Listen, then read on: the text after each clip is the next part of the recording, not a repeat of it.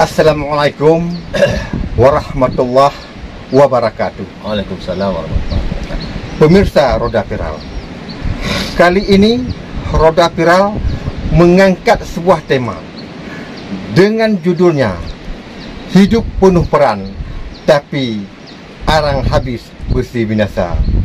Kalau dalam bahasa Aceh, yaitu dalam bahasa majanya, ngehabis besohan merah. Jadi, untuk mengupas seuraian daripada tema hidup penuh peran tapi arang habis besi binasa, yaitu tentang datangnya bulan suci Ramadan, di mana kita umat Islam tentu wajib percaya bahwasanya bulan suci Ramadan adalah bulan maghfirah, bulan penuh maghfirah, keampunan. Artinya bulan keampunan. Akan tetapi kita perlu garis bawahi yaitu sebuah kata keampunan. Keampunan ini tentu adalah kategorinya dosa. Jadi dosa ini ada dua kategori, yaitu dosa hablum minallah dan dosa hablum minannas.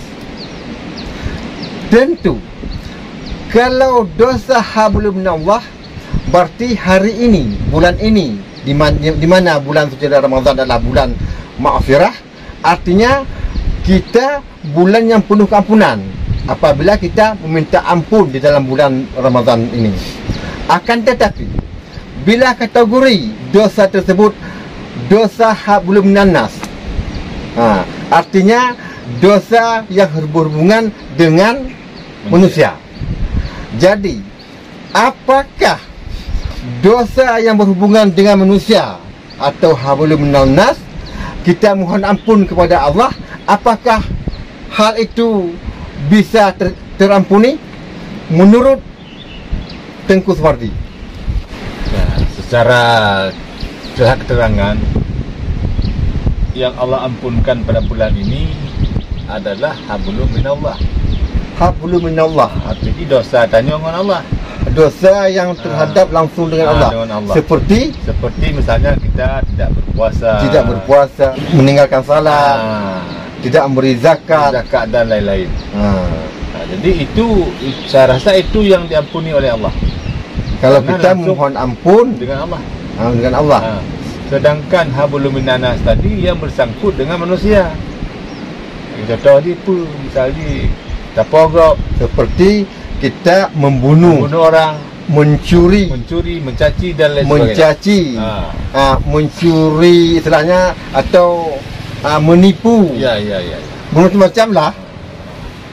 Berhubungan dengan manusia. Atau mengupat.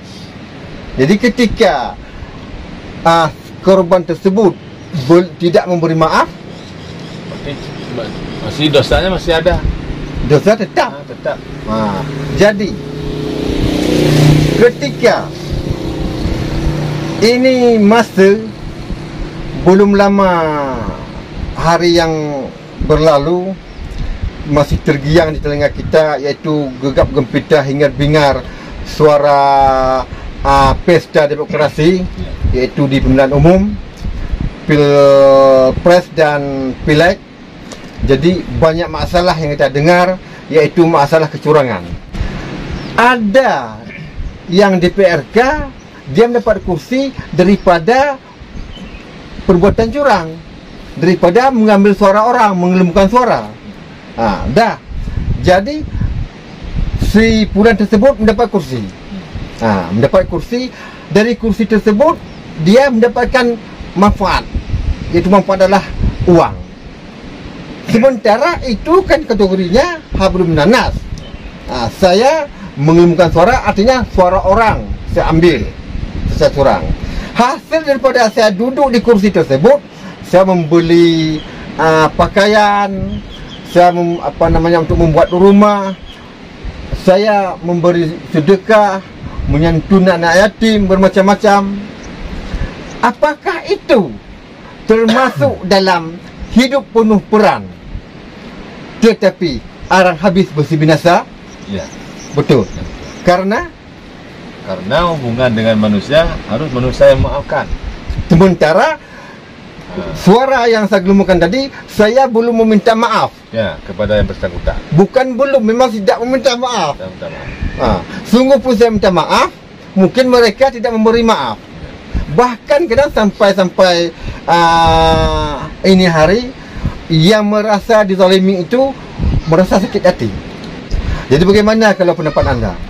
Kalau pendapat saya, dia harus meminta maaf. Harus minta maaf.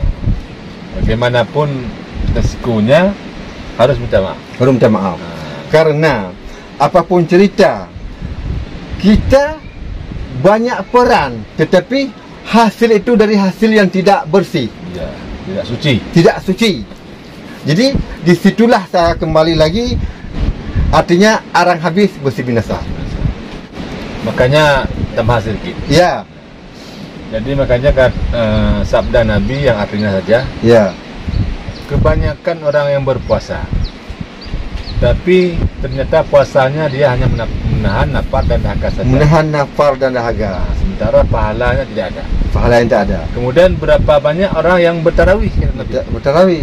Dan bersalawat dan lain sebagainya. Iya, iya. Cuman hanya sebagai bergadang saja. Sebagai bergadang saja. Dan pahalanya tidak dapat. Tidak ada. Tidak ada. Tidak ada. Itu disebabkan karena yang seperti kita bilang tadi. Karena hablum nanas tadi. Benar. Berarti demikianlah pemirsa. Kenapa kita berbangga-bangga dan tim-tim pun tim-tim yang pendukung tadi berbangga-bangga. Berbangga-bangga, hebat. Berarti jagoknya sudah menang, dapat suara. Sementara suara daripada suara haram, suara hantu, suara haram jadah, suara jin, suara setan. Tapi dia berbangga-bangga bahwasanya dia sudah menang, dapat kursi, duduk jadi DPR, bahkan kadang wakil DPR atau bahkan jadi ketua DPR. Sementara hasilnya itu dari mana? Suara itu bukan suara dia. Suaranya itu bukan suara yang sah, tapi suara hantu. Suara dicuri, digelembungkan, dimanipulasi suara orang. Akhirnya dia dapat kursi. Maka sebaiknya kita sebagai manusia tidak boleh bersifat bangga. Harus bersifat rendah hati. Rendah hati. Jadi kalau kita memang sudah bersalah, kita harus wajib meminta maaf ataupun mengembalikan apa yang telah kita ambil. Artinya kuncinya apabila yang tadi orang tidak memaafkan atau barang orang tidak mengembalikan, tetap seperti yang kita katakan tadi. Ya, arang habis bersih binasa. Wassalam dari Roda Viral.